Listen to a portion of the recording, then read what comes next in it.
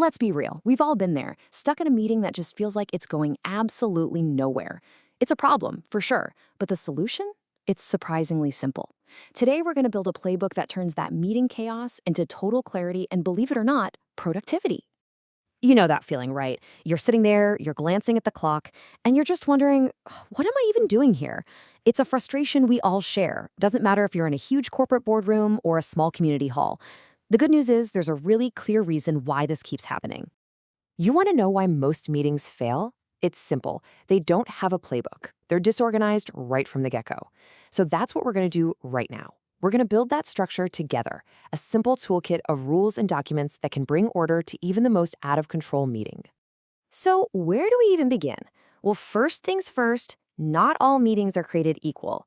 The whole purpose of the meeting, its why, totally changes the rules of the game. And understanding that why is the absolute first step to mastering it. All right, let's break down the three main types of meetings. First, you've got your regular meetings. Think monthly updates, pretty routine stuff. Then there are special meetings, which are all about one specific topic, like holding an election. And finally, emergency meetings for, well, emergencies, unforeseen crises that need immediate attention. The vibe for each is completely different, from standard and calm to focused all the way to high tension. Just knowing which one you're walking into helps you prepare for what's coming. Okay, here's a secret most people miss. A great meeting starts long before anyone even says hello. It's all about the prep work. And that prep really comes down to three fundamental tools. I like to call them the power trio that set the entire stage for success. And here they are. The notice, that's your official heads up. The agenda, that's your step-by-step roadmap. And the minutes, the official record of what actually happened. I'm telling you, these three documents are the absolute bedrock of any effective, formal meeting. So let's break them down, one by one. So the notice, it's way more than just a calendar invite. It's an official announcement. And its number one job is to give everyone enough lead time to get prepared. I mean, think about it. If people show up completely cold, the meeting is pretty much doomed before it even starts. It's a simple cause and effect, really. Now, this right here is a perfect example of a solid notice. You see the who, the bank calling the meeting. You've got the what, the annual general meeting. The when and where are crystal clear. And super importantly, it includes key info like the annual report. Everything you need to get ready is right there. See, this isn't just an invite, it's a proper briefing. Next up in our trio is the agenda. If you have ever been in a meeting that went completely off the rails, chances are it didn't have a strong agenda.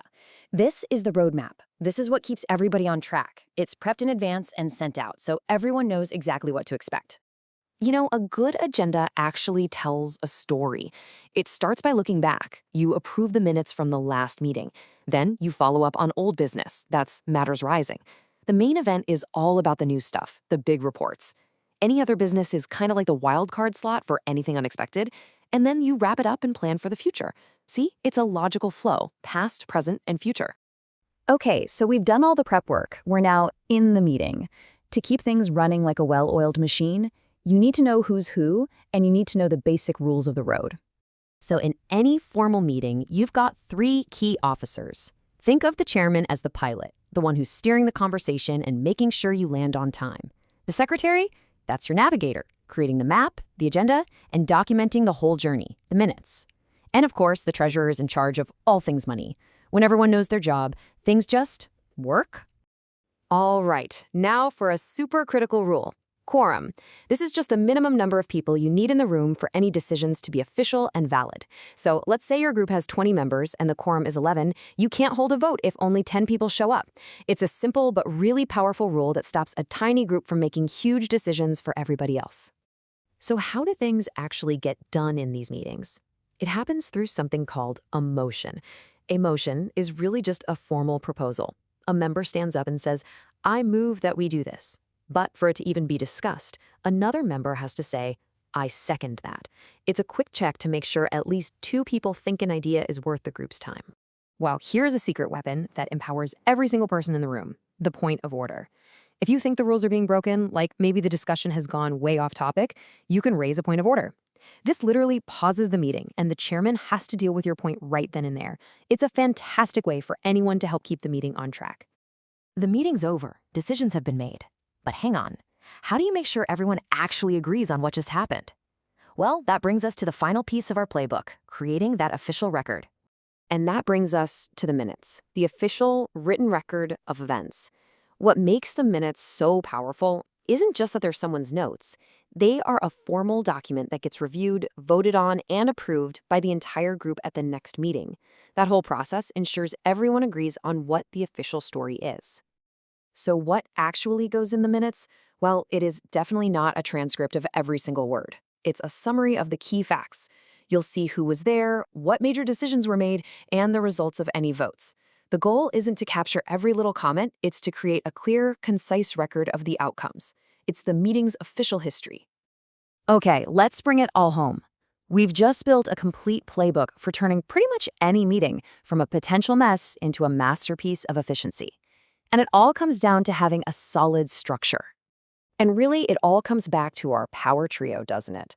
The notice sets the stage, the agenda guides the action, and the minutes create the permanent record. These three documents are the absolute foundation of any successful meeting. If you master these, you'll master the meeting itself. And that right there is the key takeaway. There's no magic spell, there's no secret handshake to running a good meeting.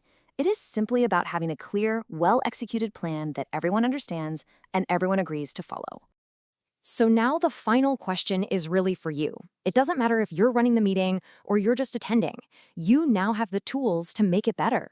You can ask if there's an agenda, you get the flow, you know the rules. So how are you going to use this playbook to make a real difference?